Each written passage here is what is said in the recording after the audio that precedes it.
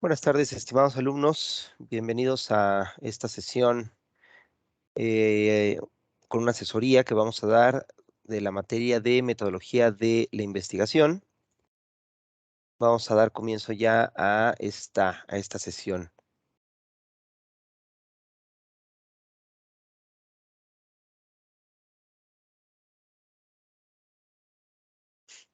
Muy bien, pues aquí nos encontramos ya en este curso de metodología de la investigación, en este módulo número 5 del mes de mayo.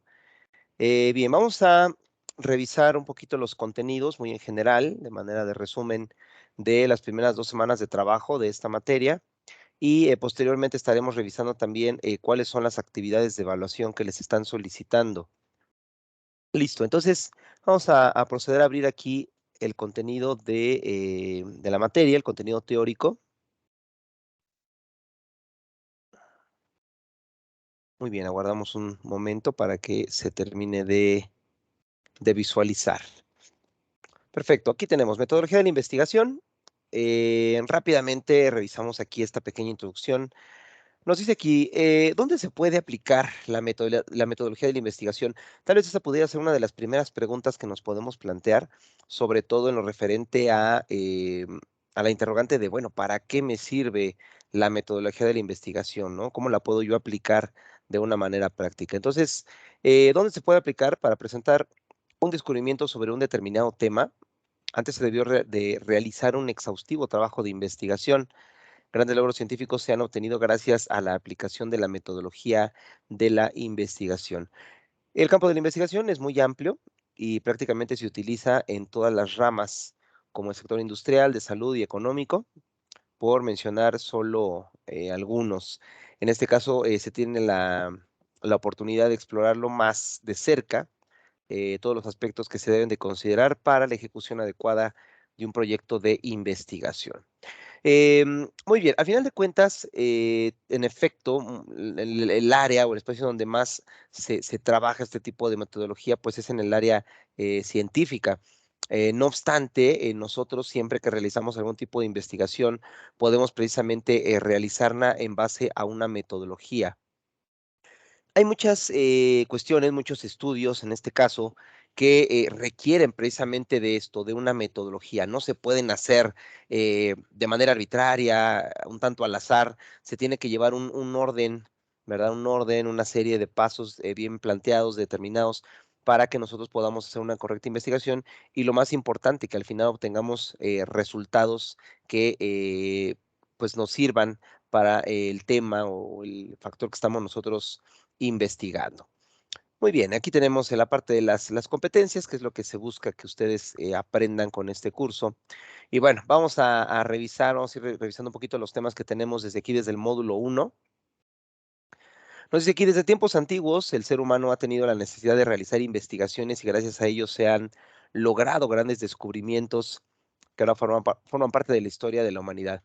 En efecto, prácticamente la gran mayoría de los descubrimientos bueno, de muchas cuestiones que en la actualidad pues son algo completamente normal, en su momento requirieron precisamente de una investigación.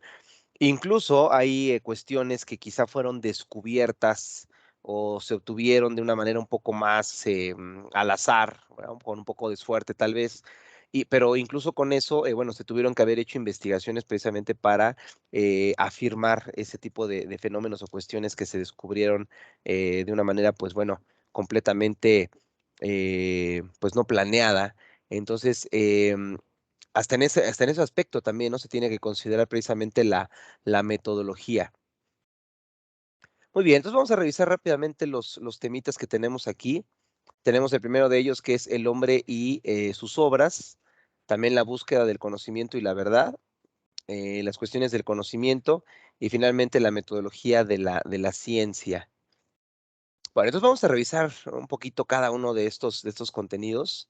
Vamos a empezar por este que se llama El hombre y sus obras.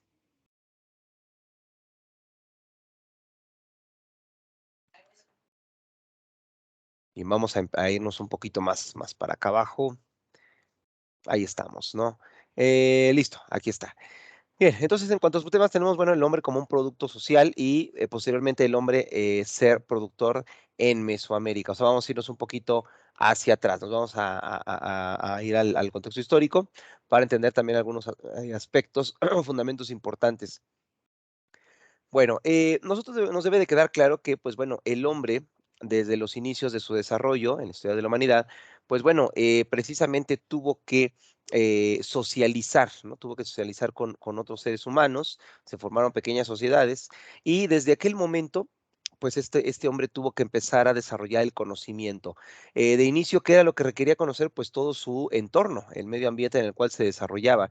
Entonces, de esta manera, fue adquiriendo precisamente ese conocimiento para mejorar su estilo de vida y resolver los problemas que se le han presentado día con día.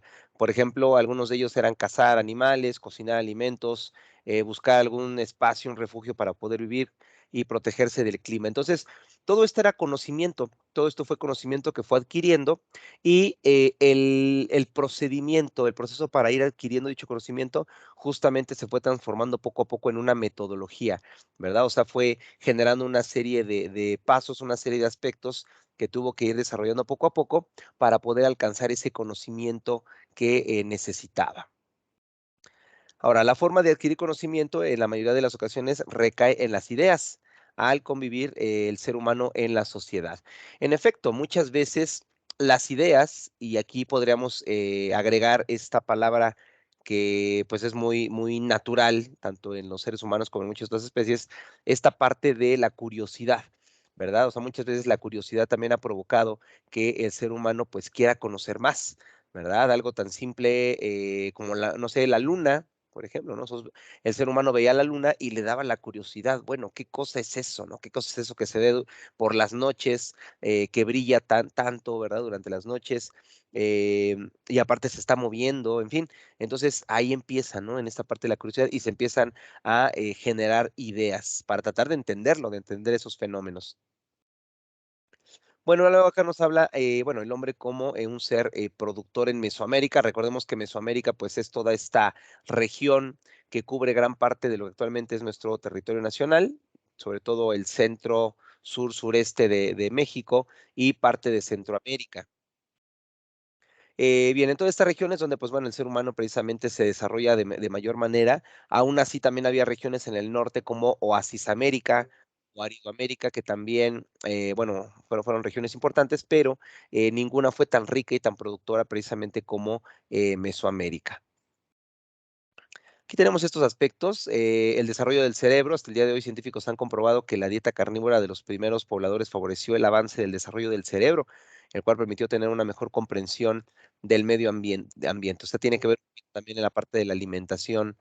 Obviamente, la evolución del físico, ahí tendríamos que regresar un poquito a las teorías de la evolución, donde precisamente hay una selección natural y el hombre, pues poco a poco va evolucionando y va perfeccionando sus características físicas para poder adaptarse al medio ambiente. Por otra parte, la comunicación, fundamental, completamente fundamental. Este desarrollo de diferentes formas de comunicación, la principal de ellas, pues el lenguaje, los sonidos, los gestos. Posteriormente, bueno, se fueron ya empleando diferentes formas de comunicación, como son, por ejemplo, ya la escritura, en fin, entre otros tantos. Y finalmente el fuego, muy importante, esto abrió un sinfín de posibilidades netas para la alimentación, la vestimenta, utensilios en los que se trabajaba, materiales, entre otros, ¿verdad? Entonces, bueno, podía ser en este caso para algunos procesos, precisamente para mejorar las características físicas de algunos materiales. Sin ir tan lejos, un buen ejemplo pudiera ser el barro, ¿verdad? Sabemos que la arcilla, cuando se pone a cocer en el fuego, pues hace que se endurezca, ¿verdad? Se endurezca y bueno, de esa manera pues se empezó a trabajar la cerámica, por ejemplo. Con las características mencionadas, el ser humano pudo inventar utensilios y técnicas que le han permitido modificar, mejorar y preguntarse siempre sobre su realidad con la finalidad de mejorar su desarrollo. Aquí justamente lo que ya les comentaba, ¿no? Preguntarse. O sea, ahí está esta parte de la curiosidad, de cuestionar, ¿verdad? El porqué de las cosas, el porqué de los fenómenos y siempre tener pues esta necesidad, esta cosquilla de querer averiguar y entender muchas situaciones.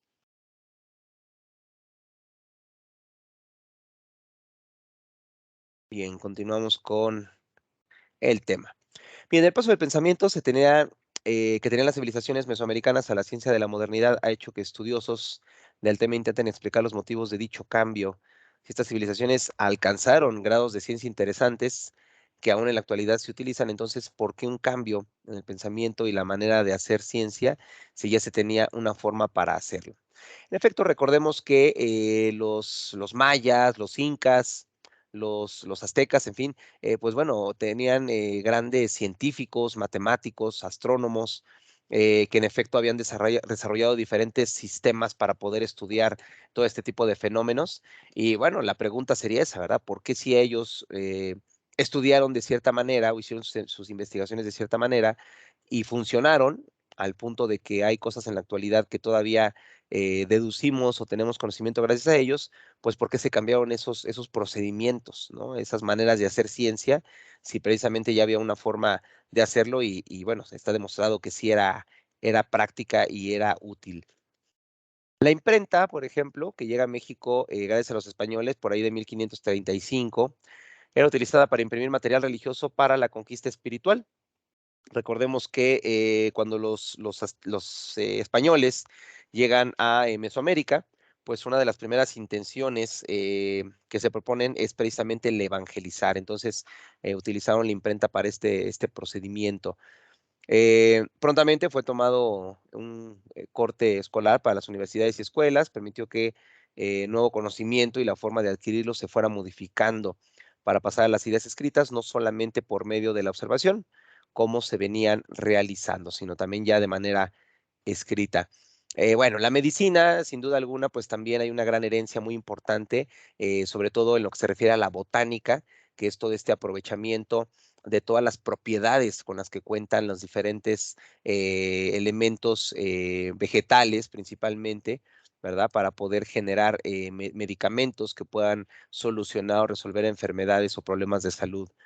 Bueno, la primera universidad en México se fundó en 1540, esta que se llamaba la Real y Pontificia Universidad de la Nueva España en aquel momento. Eh, y pues bueno, fue dirigida por los españoles, ajá, que vinieron a estas tierras, pero con el paso del tiempo se incorporó a los indígenas nobles y a sus familias. La universidad ayudó para que el conocimiento dado por Mesoamérica poco a poco fuera quedando rezagado por las nuevas formas de enseñanza y las nuevas carreras. Sin duda alguna, muchas de todas estas ideas, de todos estos estudios que realizaron las primeras culturas mesoamericanas, pues en efecto fueron quedando atrás por todo el avance científico que ya se venía realizando de una manera un poco más avanzada en Europa principalmente. En efecto, ¿no? Haciendo o dejando a un lado muchos de estos procedimientos, formas de estudio, formas de investigación que había. En efecto, hay muchas cosas todavía que mantenemos o conservamos como una herencia de estas culturas, pero sin duda alguna la gran mayoría pues se modificó a partir de la conquista de los españoles. Perfecto, en el tema número 2 vamos a tener aquí lo que se refiere a la búsqueda del conocimiento y la verdad. Muy bien, esto tiene que ver un poquito con lo que comentaba hace unos minutos con respecto a este tema del cuestionamiento, ¿verdad? El cuestionamiento, la misma curiosidad, la noción de la verdad. O sea, el ser humano por naturaleza es curioso y quiere entender, quiere saber por qué está aquí, por qué se ha desarrollado de esta manera, por qué nuestro planeta es de la manera que es, etcétera, etcétera, ¿no? Muchas veces ha sido por curiosidad, como menciono, en otras ha sido ya incluso por necesidad, para poder entender algunos fenómenos, para poder descubrir o complementar algún tipo de avance científico muy importante, en fin, ¿verdad? Entonces, un ejemplo ahorita muy actual, todas estas exploraciones que se están haciendo en el espacio exterior. Como ustedes saben, se han enviado ya algunas ondas al planeta Marte, algunas también han ido a fotografiar otros planetas de nuestro sistema solar. Y bueno, tal vez en algún momento, ¿verdad? Hace ya varias décadas, era por el simple hecho de la curiosidad, ¿no? O sea, de curiosidad de conocer más allá todavía de lo que es nuestro planeta. Sin embargo, en los últimos tiempos se ha ido descubriendo que posiblemente en esos planetas, en ese espacio exterior, también podamos encontrar muchas respuestas sobre lo que es el origen del universo, el origen de nuestro planeta, el origen de la vida. Entonces, podría dar respuestas a muchos cuestionamientos que ya se han planteado desde hace muchísimas, muchísimas décadas. Este concepto ha cambiado conforme pasa el tiempo y ha englobado distintos pensamientos, formas de ver la vida y creencias existentes. Sin embargo, se ha considerado que es algo que es pensado por la mayoría de las personas como aceptable. Y bueno, desde la época primitiva, ajá, después las primeras culturas que se desarrollaron bueno, en todo el mundo, pero bueno, hablando aquí de México, estas primeras culturas, pues bueno, trataban precisamente de interpretar, de entender, ¿verdad?, el porqué de los fenómenos. Ahí tenemos, por ejemplo, el tema de los 4 elementos de la naturaleza, que manejaban muchísimo las culturas prehispánicas, la lectura de los astros también en el cielo. En fin, entonces se fue entendiendo poco a poco, ¿verdad? El porqué de muchas cuestiones, de muchos fenómenos bueno, que nosotros veíamos o que el ser humano veía, pero no lograba entender. Ya luego en la Edad Antigua, por ejemplo, en Grecia o Roma, sabemos que Grecia, sobre todo, bueno, hubo un pensamiento filosófico y científico muy, muy avanzado, muy importante. Para los griegos, esa era una forma de alcanzar la verdad de una manera clara, y la ciencia en ese momento se remitía al discurso. Pero quizá los griegos fueron de las primeras civilizaciones que dedicaron ya o realizaron, mejor dicho, ya un estudio mucho más profundo de la ciencia como tal. Posteriormente, en la Edad Media, debemos recordar que la religión dominaba en todos los aspectos. Durante muchos siglos la religión pues era quien dominaba. Entonces, fueron tiempos complicados porque muchas veces los avances científicos, pues los resultados que se obtenían, de repente empezaban a cuestionar algunas situaciones que planteaba la religión. No nada más la cristiana católica, sino todas las religiones del mundo. Entonces, por eso digo que fue difícil porque durante un gran periodo de tiempo, pues la religión prácticamente omitió, ¿verdad? Omitió todo lo que eran los avances científicos de la época. Recordemos, por ejemplo, en el tiempo de Galileo Galilei, de Isaac Newton, en fin, bueno, incluso algunos fueron hasta excomulgados, ¿no? Algunos científicos precisamente por este tema, ¿no? Porque ellos proponían o afirmaban algunas teorías, las cuales pues iban en contra de lo que establecía o marcaba la religión cristiana. Durante la Edad Media también se desarrollaron las pequeñas universidades, sobre todo en París y Francia. El principal objeto o materia de estudio era sobre todo la teología y las matemáticas. Como lo menciono, ¿no? ¿Por qué razón era esto? Pues porque la mayoría de estas universidades pues eran precisamente o tenían un control religioso. Ajá. Entonces, obviamente, pues la iglesia no iba a permitir que se diera instrucción, ¿verdad? O se permitieran investigaciones que pues pudieran poner en riesgo las ideas religiosas y las creencias que se tenían. Esto cuando se rompe ligeramente, pues en el Renacimiento, ¿no? Por ahí cuando termina la Edad Media, inicia el Renacimiento de 1400 a 1650. Estamos hablando que justamente aquí es cuando pues se lleva a cabo el descubrimiento de América, ¿no? Ahí en 1492. Y en efecto, esto es lo que viene a precisamente redescubrir, ¿no? Redescubrir todo lo que son los experimentos, los avances científicos, la búsqueda de esas respuestas. En efecto, la iglesia todavía pues seguía ahí en el primer plano, pero pues bueno, todas estas corrientes de ideas vienen a darle un giro muy diferente al conocimiento a nivel internacional, a nivel mundial. Bueno, aquí nos hablan un poquito también de algunos de los, pues bueno, de los primeros evangelizadores en México, por ejemplo, los jesuitas. Los pueblos mesoamericanos tenían su propio concepto de verdad, pero este era dual, es decir, podía tener distintos significados. Durante la conquista llegaron a este territorio órdenes religiosas. Aquí tenemos el caso de los jesuitas, pero bueno, recordemos que llegaron los franciscanos, llegaron los agustinos, en fin, entonces ellos pues empezaron a evangelizar a estos pueblos indígenas, a estas comunidades indígenas, eh, con tal de, pues bueno, prácticamente rebautizarlos a la Iglesia Católica, a la religión católica. Las universidades jugaron, perdón, o jugarían el papel de dispersión del conocimiento, ya lo comentamos, pero bueno, todavía con el respaldo y la supervisión de los grupos religiosos. Y en otra corriente muy importante fue el positivismo. Esta sobre todo se llevó a cabo en el siglo XIX, cuando culmina el periodo colonial, después de la independencia, de la gran independencia. Se genera una primera constitución mexicana en 1824. Entonces aquí el país pues, se había envuelto en casi 70 años de lucha interna, de tomas de poder, de usurpaciones, una política destruida, en fin. Fueron años muy difíciles para México. México se declara independiente en 1821. En el 24 se plantea esta constitución, pero fueron en efecto muchísimos años, casi 70 años, donde pues nuestro país no terminó de estabilizarse. Yo diría que fueron 70 años perdidos, en los que ya siendo un país independiente, pues no terminaba de haber una organización, una claridad en el tipo de país que se buscaba. Prácticamente hasta el gobierno de Porfirio Díaz, ajá, es cuando ya por fin se genera una estabilidad en el país, se entiende un poquito de qué se va a tratar, ¿verdad? De qué se va a tratar México, y precisamente pues es donde toma mucho mayor fuerza esta corriente del positivismo en el mundo. Y bueno, así es como México empieza a expandirse en cuanto al conocimiento por medio del surgimiento de las grandes instituciones educativas. Hay que descartar las principales características del positivismo. Esta corriente, este pensamiento, eh, se sustenta de ese tipo de ideas, ¿no? Afirma que el único conocimiento verdadero es el científico.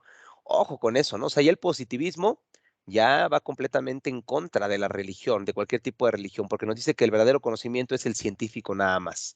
Entonces, bueno, si la ciencia, por ejemplo, nos dice que el origen del hombre no viene de Adán y Eva, sino que viene de la evolución, ¿verdad? De las especies, desde los tiempos en los que se desarrollaron las bacterias en nuestro planeta, pues imagínense, ¿no? De qué manera pues está contradiciendo lo que establece la iglesia. Otra idea es que fue introducido en México por Gabino Barreda. Él es un profesor muy, muy importante, catedrático también de la Universidad de México, y bueno, fue quien precisamente introduce este pensamiento. El positivismo también se aplicó a la educación como liberación y no como adoctrinamiento. En efecto, trae ideas muy, muy liberales. Con el positivismo fue posible separar ciertas concepciones religiosas de la educación. Ya lo hemos comentado, ¿no? Antes la educación estaba administrada por la iglesia, entonces a partir de este momento, de hecho un poco antes, pues ya empieza, ¿no? Empieza esta separación. Por ejemplo, también en las leyes de reforma, a mediados del siglo XIX, cuando Juárez promulga estas leyes, ahí también precisamente viene esta separación de la iglesia, del Estado de la iglesia, perdón. Bueno, gracias también a esta corriente se introduce la escuela pública en México. Ajá, se generan escuelas públicas. Antes solamente eran escuelas exclusivas, reitero, manejadas por ciertas comunidades religiosas. Y finalmente se enseñaban saberes prácticos, de ahí que existieran las preparatorias técnicas. Ese es precisamente el origen de las preparatorias técnicas, o sea, el cultivarte, ¿verdad? La instrucción académica general, pero también aprender técnicas, aprender oficios, en fin, todos estos oficios que posteriormente pues, fueron muy importantes para nuestro país. Bueno, aquí nos dice de la verdad en el siglo XX, pues la ciencia y la verdad en la actualidad. El concepto de la verdad aceptada por la sociedad está ligado a la ciencia. Como ya comentábamos, ahora cada vez con los avances científicos, pues vamos encontrando una nueva verdad, una nueva realidad.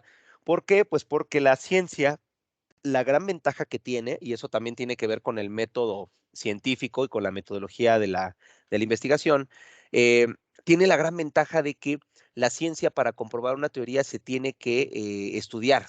O sea, tiene que haber una comprobación y un resultado que nos demuestre que cierta teoría o cierto fenómeno es cierto o es falso. Entonces, imagínense, si una cuestión que la religión decía que era verdad, lo que ustedes quieran, y luego de repente la ciencia dice que eso es falso, pero resulta que la ciencia tiene cómo comprobarlo. Entonces ahí es donde empieza a existir este conflicto muy, muy, muy, pues muy, muy, muy diferente, muy, muy difícil, y sobre todo, pues aquí es donde la iglesia, pues se mete en esta situación tan compleja, ¿verdad? Porque, pues la iglesia de cierta manera no tiene cómo comprobar, no tiene cómo comprobar este tipo de ideas, y la ciencia, pues sí, sí tiene cómo comprobarlas. Precisamente lo comprueba en base a los métodos de investigación y al método científico experimental también. Bueno, la verdad y el sistema, la verdad es considerada como cierta si es coherente con el resto del sistema. En efecto, coherencia, ajá, o sea, tiene que ser coherente. Algo que no es coherente, pues difícilmente vamos a aceptarlo como una verdad. Ajá. Entonces, si yo simplemente digo que yo puedo volar, pues es incoherente. ¿Por qué? Bueno, porque los estudios científicos han demostrado que el ser humano no está diseñado anatómicamente para poder volar, ¿no? Entonces, así de sencillo es simplemente que sea coherente, perdón. La verdad absoluta es considerada como cierta si no hay elementos contradictorios. Ahí lo tenemos, ¿no?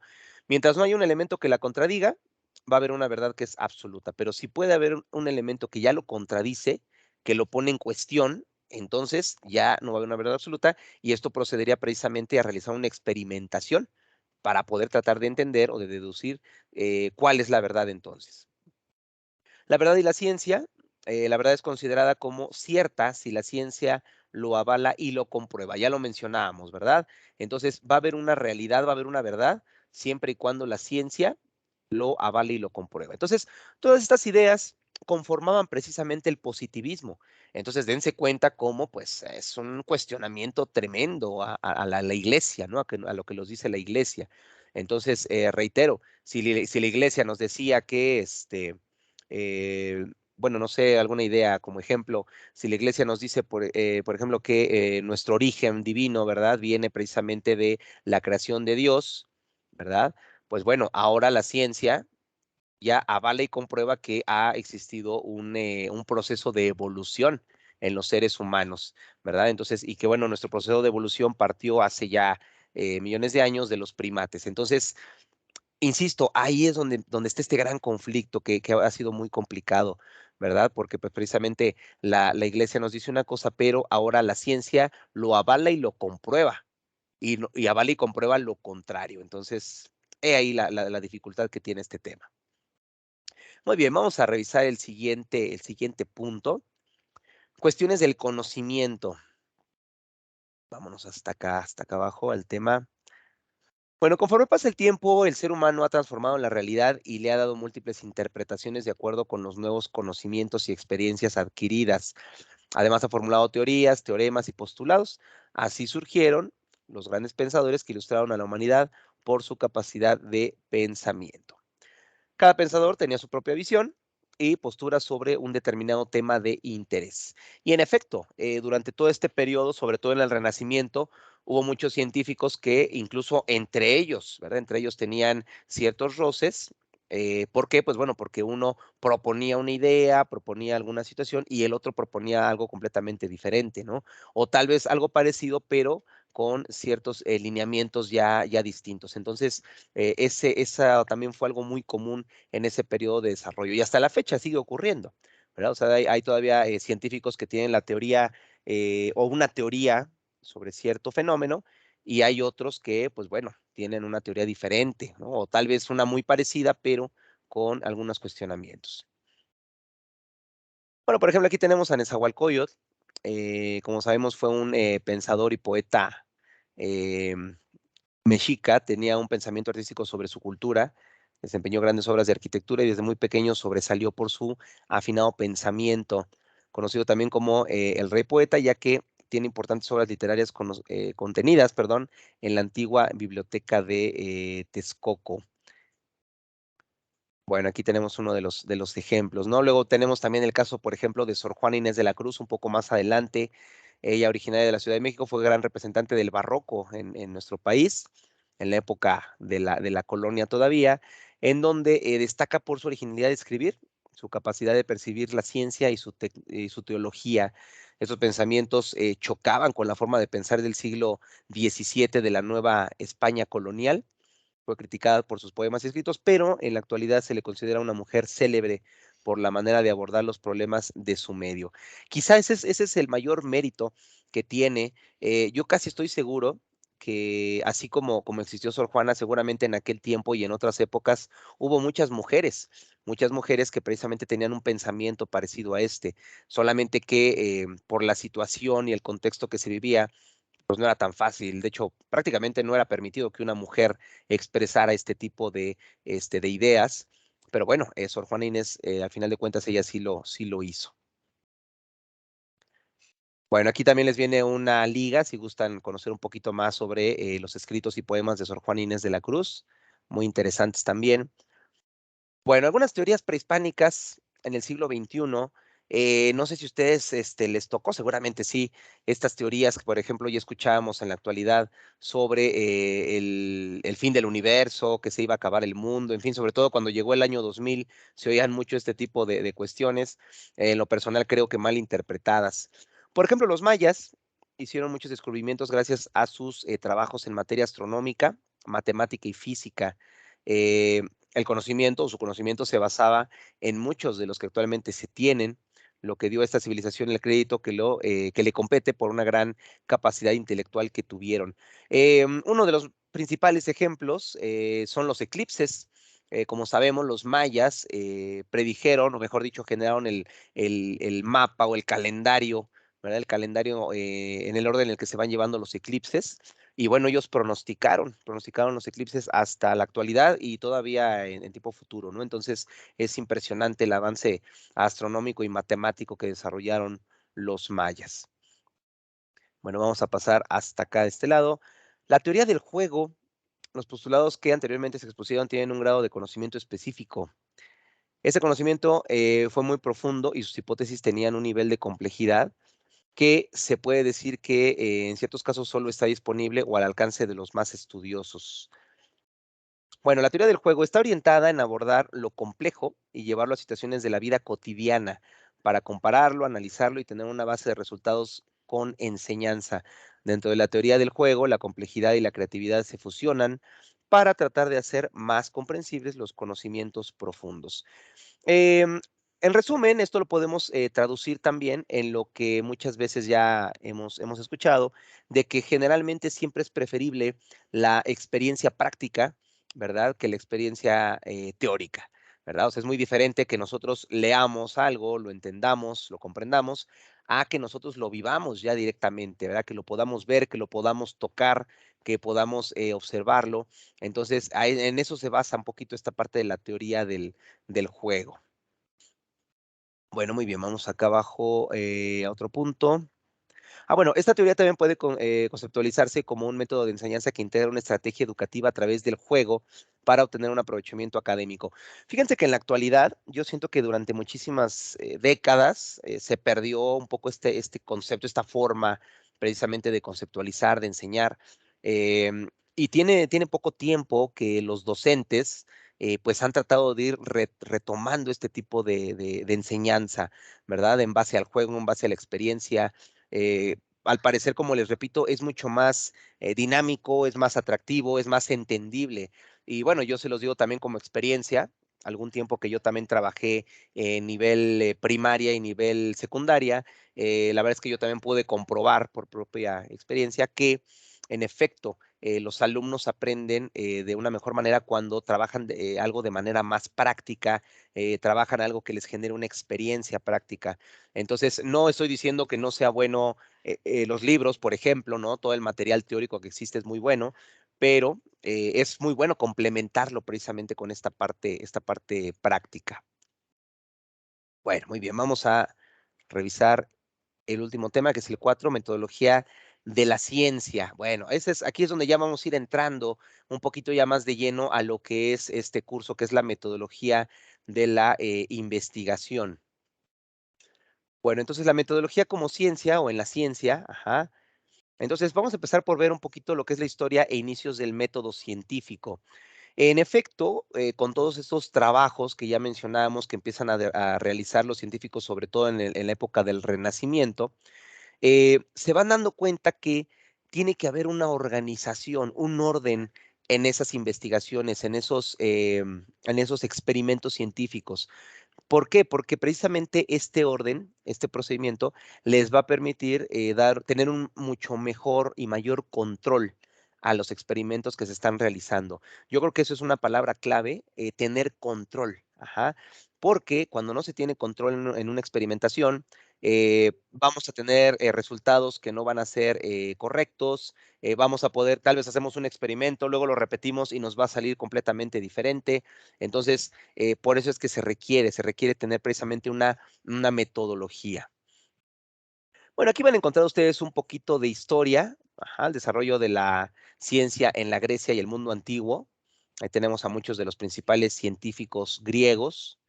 Y bueno, también el desarrollo del pensamiento en México, principalmente con algunos científicos de varias culturas prehispánicas. Ahí tenemos algunos de los nombres de ellos o de las culturas mismas, la cultura maya, la náhuatl, en fin, que pues bueno, ya decíamos, fueron muy importantes también en el desarrollo de estos primeros experimentos. Los griegos se caracterizaron por ser una cultura interesada en el descubrimiento del ser humano. Practicaban de manera constante la observación de las cosas, así como el pensamiento contemplativo y reflexivo. Los griegos lo hicieron prácticamente en todo aspecto. O sea, trataron de descubrir al ser humano en todos los aspectos, en el aspecto humano tal cual, ¿verdad? En el aspecto científico, en el aspecto matemático, astronómico, en la parte cultural, en la estética, ajá, la estética, la belleza, en fin, prácticamente desde todos los puntos posibles, los griegos estudiaron de una manera muy profunda al ser humano, ya como precisamente como un ente, ¿no? Como un ente vivo racional. Bueno, el conocimiento sincrético y la escolástica. Vamos a ver qué cosa es esto. Bueno, el sincrético trata de unir dos o más saberes para conjugarlos en uno solo o de asimilar de la mejor manera todas las ideas. Por su parte, la escolástica es el movimiento filosófico y teológico que busca explicar el cristianismo y su relación con la razón. Esto, pues bueno, la escolástica ha sido, yo creo que un tema trabajado durante muchísimos siglos, donde precisamente tratamos de entender la parte teológica, ¿no? La parte que en este caso explica el cristianismo, pero con su relación con la razón, ¿verdad?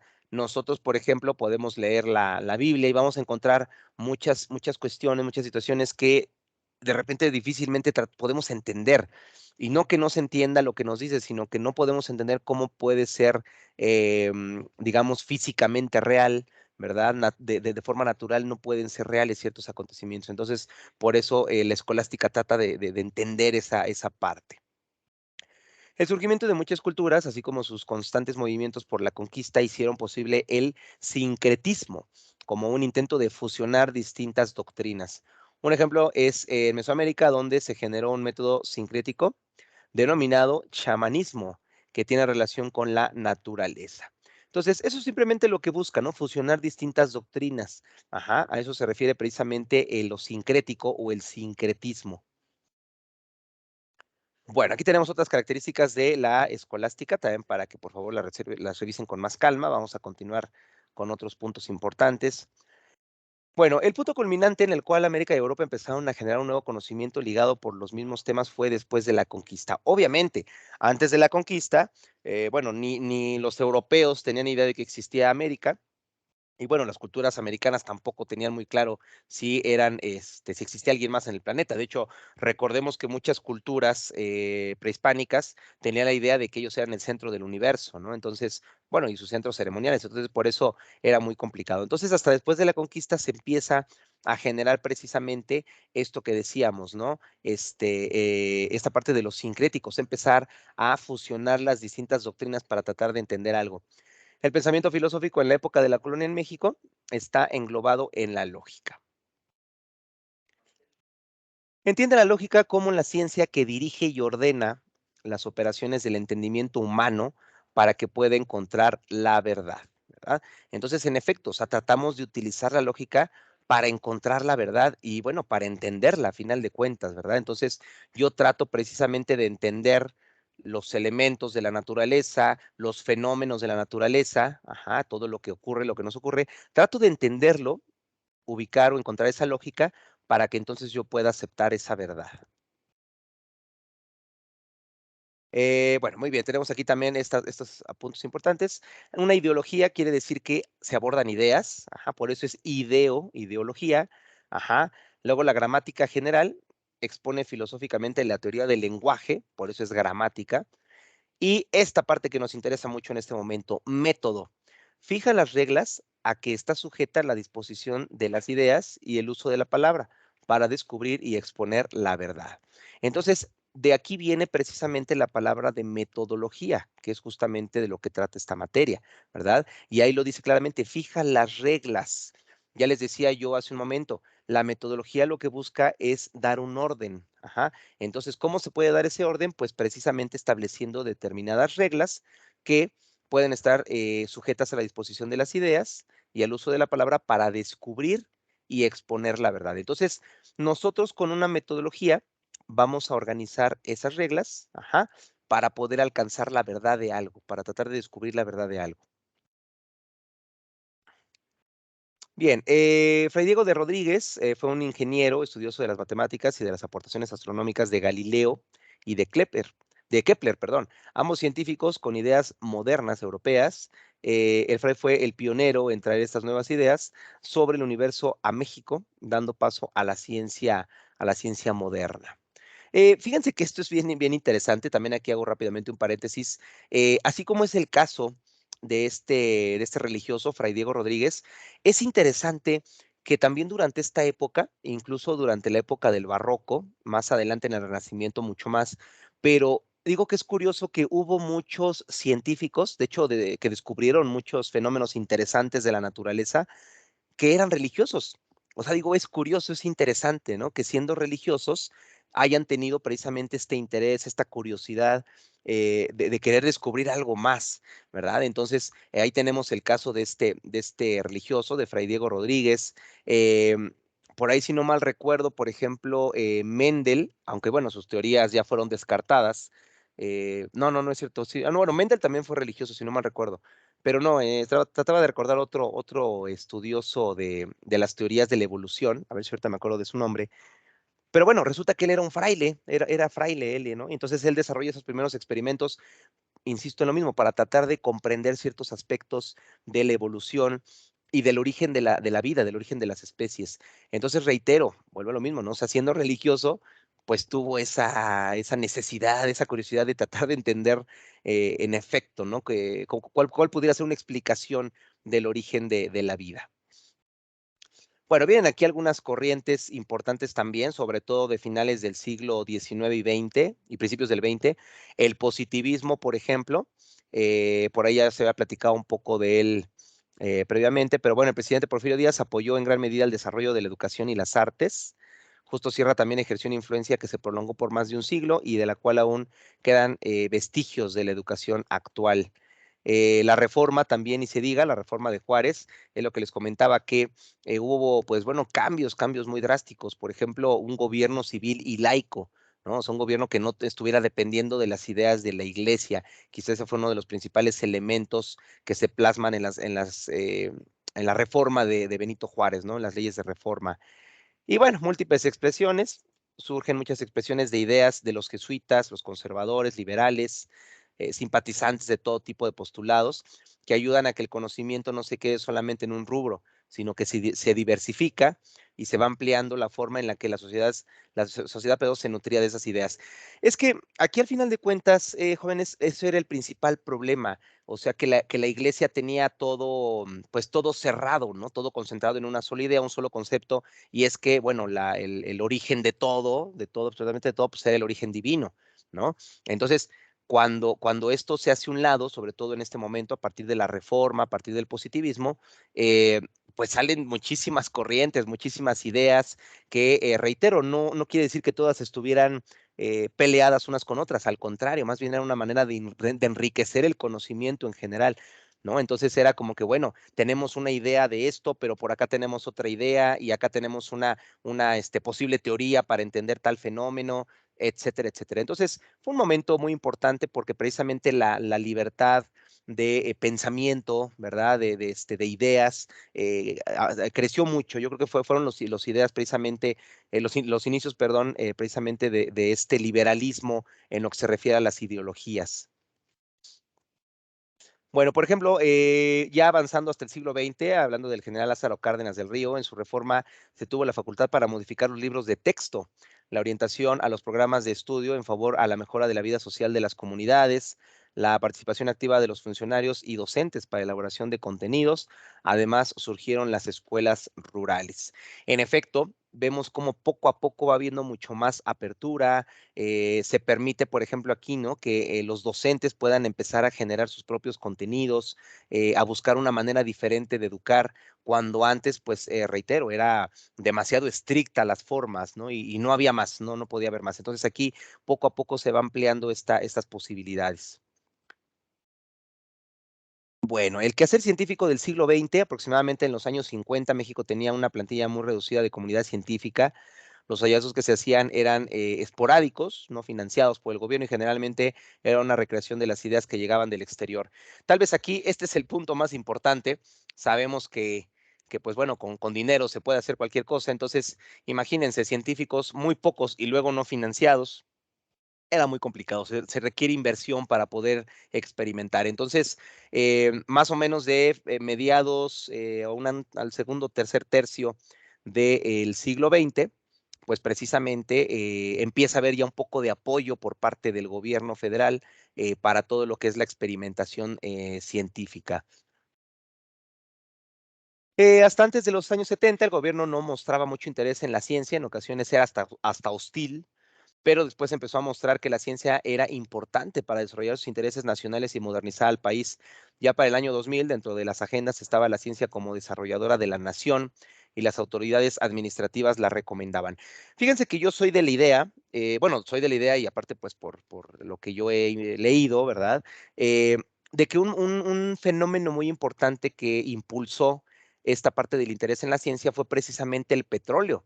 O sea, cuando México se da cuenta que el petróleo, pues, como hasta la fecha sigue siendo, pues, una fuente de ingresos vital para nuestro país, porque recordemos que representa la mayor cantidad de inversión, ¿verdad? Nuestra generación de petróleo, es cuando empieza este interés, ¿no?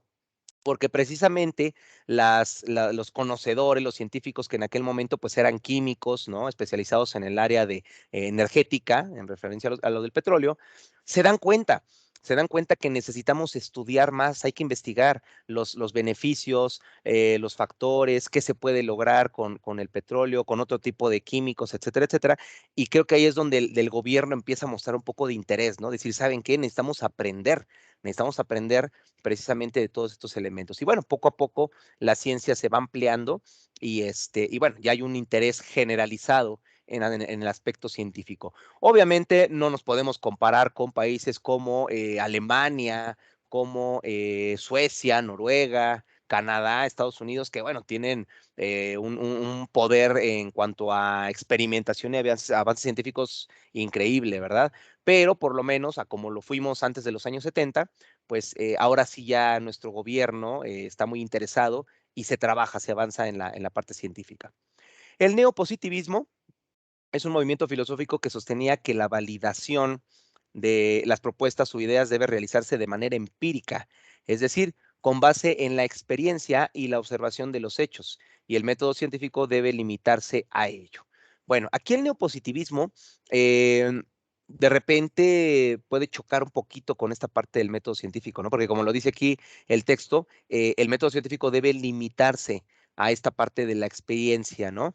En efecto, ¿sí? Esta idea del conocimiento empírico, del conocimiento en base a la experiencia, es muy, muy importante. Como ya les decía, a veces hasta incluso me parece que aprendemos y conocemos mejor de esta manera, pero el método científico es muy útil para poder llevar a cabo cualquier tipo de experimentación. Entonces, más bien, ya con el paso del tiempo, el método científico y el neopositivismo pues han ido tratando de llevarse de la mano, ¿no? Ya que ambos se necesitan uno del otro.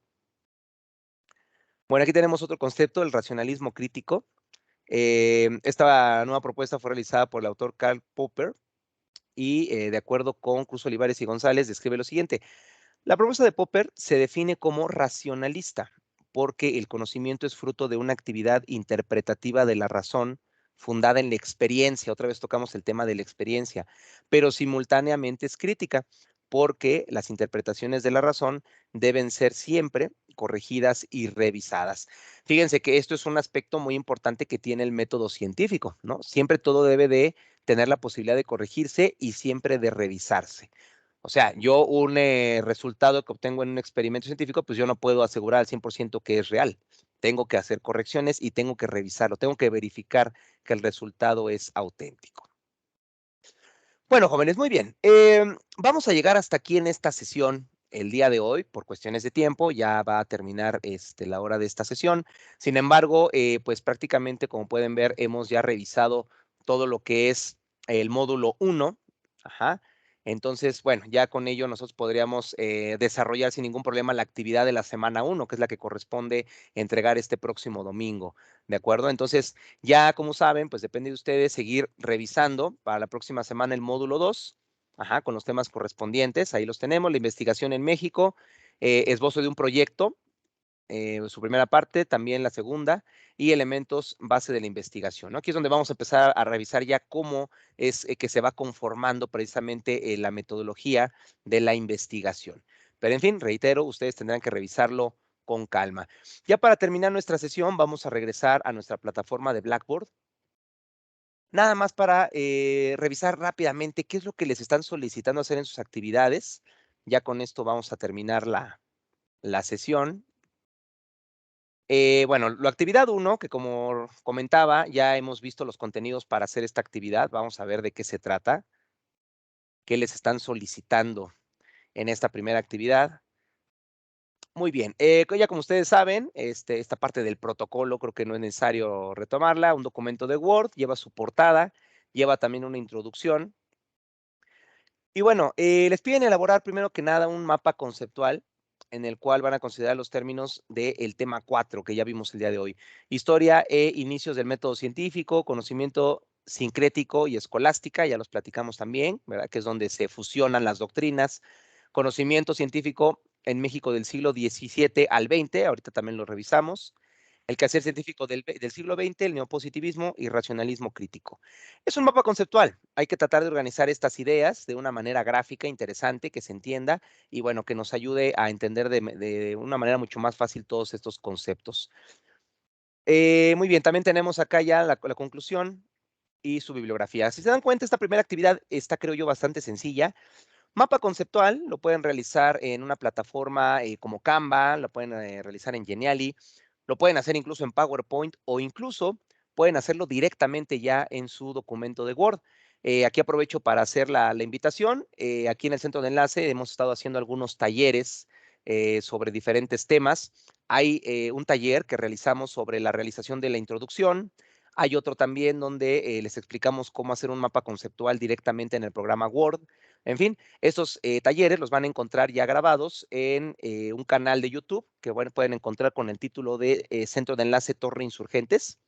De igual manera, se les mandó ya un masivo para que vayan ustedes a ese canal y puedan apoyarse con los videos que ahí les estamos compartiendo. En fin, ahí pueden tener una opción diferente de cómo hacer el mapa conceptual y también una explicación de cómo hacer una correcta introducción y conclusión. Bueno, jóvenes, como pueden ver, entonces está bastante sencilla esta primera actividad. Y ya para terminar, vamos a revisar la actividad 2, que es la que se entrega la próxima semana. No lo olviden, esta actividad 2 la van a estar entregando el domingo 22 de mayo a más tardar. Nuevamente su documento de Word, su portada, su introducción y el primer ejercicio dice que van a realizar un cuadro comparativo considerando los elementos de una investigación que se mencionan en el tema 8. Bueno, este tema ya no lo alcanzamos a ver hoy, tendrán que revisarlo ustedes de manera personal, pero de la misma manera, pues es una actividad bastante sencilla. En su documento de Word, como ustedes deben de saber, podemos crear una tabla para crear algo idéntico a esto, ¿verdad? Una tablita de 3 columnas con esta cantidad de filas. Y entonces ustedes con la información del tema 8 podrán completar esta tablita, este cuadro comparativo. Bien, les están hablando sobre las preguntas de investigación, el índice del proyecto, elaboración de objetivos, hipótesis, variables y muestra. Todos estos son los elementos que debe de llevar precisamente esa metodología, ese método.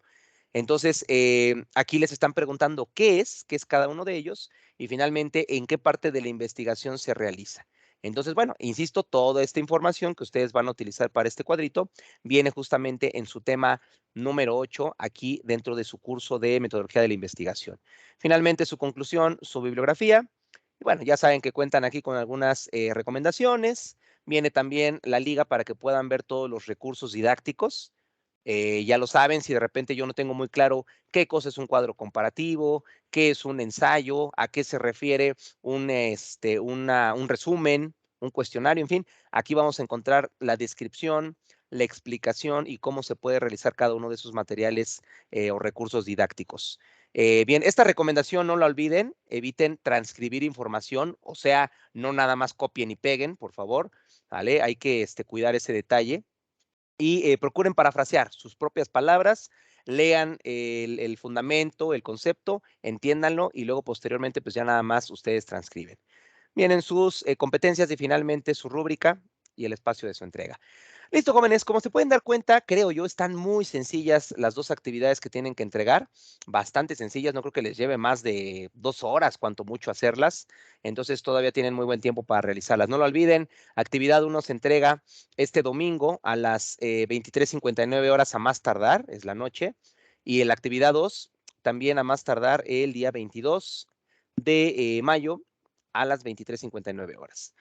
Listo, jóvenes, pues eso sería todo por el momento. Más adelante en este módulo les vamos a enviar una nueva invitación para que ahora revisemos los temas que quedaron pendientes, sobre todo también ver la realización del proyecto modular y el integrador para aclarar cualquier duda. Jóvenes, les agradezco muchísimo su atención. Ha sido un placer, estamos en contacto y que tengan un excelente fin de semana. Cuídense mucho y no olviden que estamos en el centro de enlace Torre Insurgentes para servirles. Cualquier duda, cualquier problema que tengan, con toda confianza se pueden comunicar con nosotros y con mucho gusto les vamos a estar apoyando. Hasta luego, que estén muy bien, gracias.